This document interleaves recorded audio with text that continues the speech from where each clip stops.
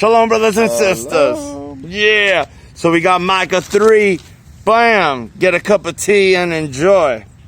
Now we got, here we go, verse 1. Then I said, hear now, O heads of Jacob, and you rulers of the house of Israel, should you not know right ruling? You who are hating good and loving evil, tearing away the skin from my people and the flesh from their bones, and who have eaten the flesh of my people, and stripped off their skin, and have broken their bones, and have cut it up as into a pot, like flesh in the cooking pot. Therefore, when they cry to Yahuwah, he does not answer them, and hides his face from them at that time, as they have made their deeds evil. Thus said Yahuwah concerning the Nebiim, who lead my people astray, who are biting with their teeth and have called out, peace! They even declare battle against him, who does not give for their mouths. Therefore it shall be night to you without vision, and darkness to you without divination. The sun shall go down on the Nebiim, the prophets, and this day shall be dark for them. And the seers shall be ashamed, and the diviners embarrassed. And they shall cover their lips, for there is no answer, O Elohim. But truly I am filled with power, with the Ruach of Elohim, of Yahuwah, and with right ruling and with might, to declare to Jacob his transgression, and to Israel his sin. Hear this, please, you heads of the house of Jacob, and you rulers of the house of Israel, who despise right ruling and distort all that is straight. Those building up Zion with bloodshed, and Yerushalayim with unrighteousness. Her heads judge for a bribe, her Kohanim teach for pay, and her Nebiim divine for a price. Yet they lean on Yahuwah and say, is not Yahuwah in our midst? Evil does not come upon us. Therefore, because of you, Zion is plowed like a field, and Yerushalayim becomes heaps, and the mountain of the house like a wooded height. Bam! So we see the problem here is the transgression of these people that are proclaiming Yah's word.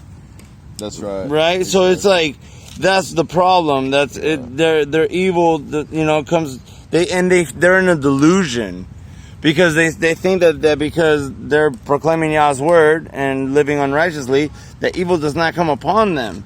But we see that judgment is going to come upon them if they don't. So yeah, we see Micah pleading with them to make that transfer, which now, praise Yah, is accessible in Mashiach. Right. And that this is the gift that Yah has given us. Yes. And Yah is the opposite of material. It is divine. He is so far past it. And so that's why verse 11 says, her heads judge for a bribe. Oh, yeah. Her Kohanim teach for pay, and her Nebiim divine for a price. These are all for material things. He's going backwards. He's not doing this for Yahuwah. He's doing this for material. Right. Their focus are wrong. They're focusing on what their heart really desires instead. And Yah will provide. Yah will give you all these things. And so that's why it's just so important that we do these things for anything but material, right? He will provide. Right. We can't start doing Yah's word for hired pay. I mean, then we become false prophets, Yeah. We become ticklers of ears, and I mean, the scriptures declare it. And what kind of example is that? Who's going to want to trust somebody who's just doing it for money and for bribes? Then you just become like everyone else. Yeah, you become like worse than the nations because you're using Yah's word for it. And so you become a false prophet, an enemy of Yahuwah, and leading people from Yahuwah astray, which is judgment, bad, Yeah. We need to make a treasure in heaven, not a treasure on earth, always seeking the divinity and the afterlife. And we understand that we have the flesh now, the earth is here now, and we're stewards of what Yah gives us, right? But we gotta plan for our future.